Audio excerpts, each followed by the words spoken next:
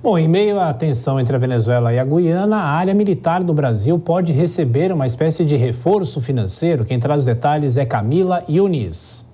Mesmo que a possibilidade de o Brasil se envolver no conflito entre Venezuela e Guiana esteja distante, atores políticos e militares consideram que o momento requer cautela.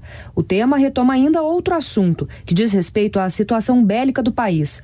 O oficial da reserva, comandante Robson Farinazzo, faz um retrospecto, lembrando que nos últimos anos, a gestão da ex-presidente Dilma Rousseff foi a que mais teve investimentos na área.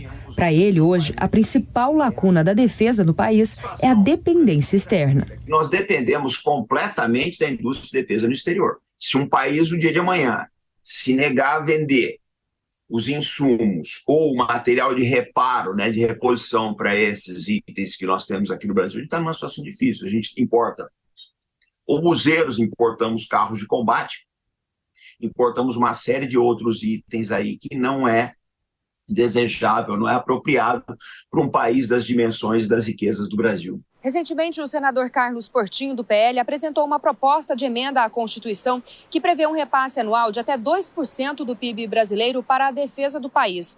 Atualmente, este valor é de pouco mais de 1%. De acordo com o parlamentar, a medida vai incrementar a economia e a geração de empregos, além de trazer mais previsibilidade orçamentária para a defesa nacional. O senador diz que o valor estipulado é o recomendado pela OTAN e que o Brasil está atrás de outras nações. Para ele, esta deve ser uma política mantida em outros governos. Então, o que a gente pretende é que haja uma progressão do aumento de investimento até que ele chegue no próximo governo, transpassando esse, alcançando o próximo, no percentual de 2%, e isso garante uma previsibilidade. O Brasil, por exemplo, ele tem que pagar aí pelos caças Griffin que ele comprou e estão atrasados, e quando atrasa, muitas vezes a tecnologia muda. A matéria tem consenso entre parlamentares de situação e oposição. Portinho diz, inclusive, que a proposta foi bem vista pelo ministro da Defesa, José Múcio, e pelo líder do PT no Senado, Jacques Wagner. O texto, que está na Comissão de Constituição e Justiça, deve ter relatoria do senador Renan Calheiros. Dora, entre as Forças Armadas, principalmente o Exército, historicamente, sempre pleiteou aumentos e mais recursos, enfim, muitas vezes falando em sucateamento. Agora, será que esse é o momento e eles estariam aproveitando também essa tensão entre a Venezuela e a Guiana para pedir e pleitear com o Congresso Nacional esses recursos?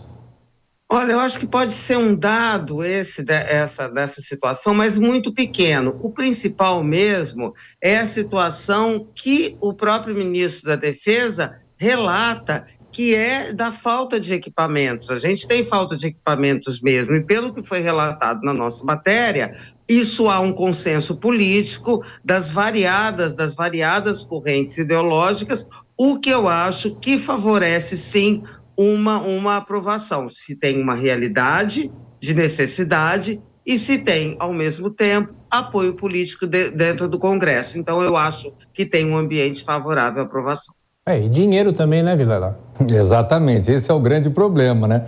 A gente viveu alguns anos, talvez a partir da redemocratização, um período onde houve uma certa perda de poder, perda de espaço por parte dos militares, e até no âmbito internacional o mundo viveu, no mundo ocidental especialmente, viveu uma espécie de consenso pacificador. O fato é que agora nós temos visto eclodir conflitos em diversas partes do globo e especialmente nesse momento a possibilidade de um conflito em território sul-americano, em território fronteiriço ao Brasil. Então, é fundamental que, de alguma forma, se encontre caminhos para um mínimo de modernização das Forças Armadas brasileiras.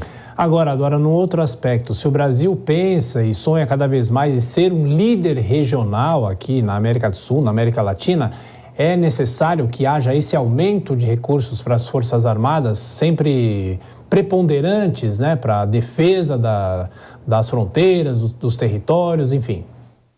Sem dúvida alguma. Agora, tem um problema que isso não é bem visto pela população, não é bem compreendido, por todo o histórico, e aí o Vilela até citou, quer dizer, consequências ainda do período autoritário, que tudo em relação aos militares tenha uma tendência, assim, pelo menos inicial, ou até superficial, eu diria, de ter uma rejeição. Agora, evidentemente que a necessidade, é claro, se você tem uma posição, por mais que a gente seja uma região onde não seja habitual o cenário de conflito, é claro que a defesa faz parte importante, muito importante, de toda a estrutura de um país.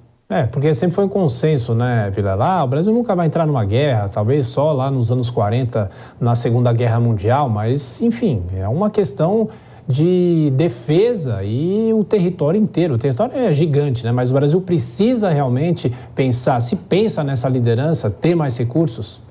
Olha, Tiago, o Brasil precisa ter mais recursos e quando se fala de estrutura militar, diferentemente de outros campos onde ocorre ali uma determinada questão natural, você consegue alocar recursos imediatamente, na questão militar, a modernização, ela leva anos. Para você fazer a compra de caças daqui 5 anos, você tem que efetuar a aquisição hoje. Então, quando se trata de modernização militar, você tem que olhar para frente. E estrategicamente, para o Brasil ter esse papel importante que almeja ter, é fundamental ter umas forças armadas adequadamente estruturadas.